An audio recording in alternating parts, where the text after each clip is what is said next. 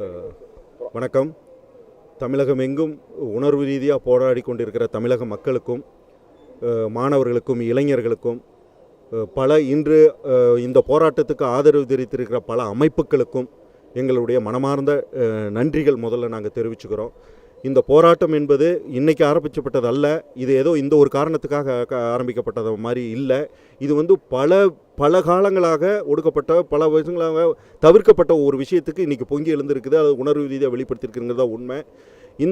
நாங்கள் எங்களுடைய கலைஞர்கள் பல பேர் பல நிலைகளில் பல தளங்களுக்கு போய் மதுரையாக இருக்கட்டும் அல்லது கோயம்புத்தூராக இருக்கட்டும் சென்னையாக இருக்கட்டும் எல்லா இடங்களையும் நேரடியாக களத்தில் இறங்கி போராடக்கூடிய கலைஞர்களும் நடிகர்களும் இன்று செயல்பட்டுக்கிட்டு இருக்கோம்.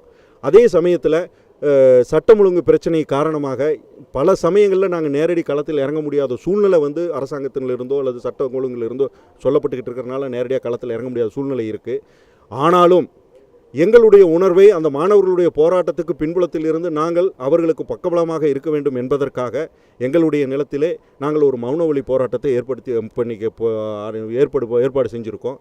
இந்த இடத்தில் ஊடக நண்பர்கள் அனைவருக்கும் நாங்கள் தெரிவிச்சுக்கிறது என்னென்னா, தயவு செய்து இதை வழக்கம் போல் ஒரு நிகழ்வாகவோ அல்லது நீங்கள் ஊடகத்திற்காக அது பொதுமக்களுக்கு கொண்டு சேர்த்தணும்னு தயவு செய்து நினைக்க வேண்டாம்.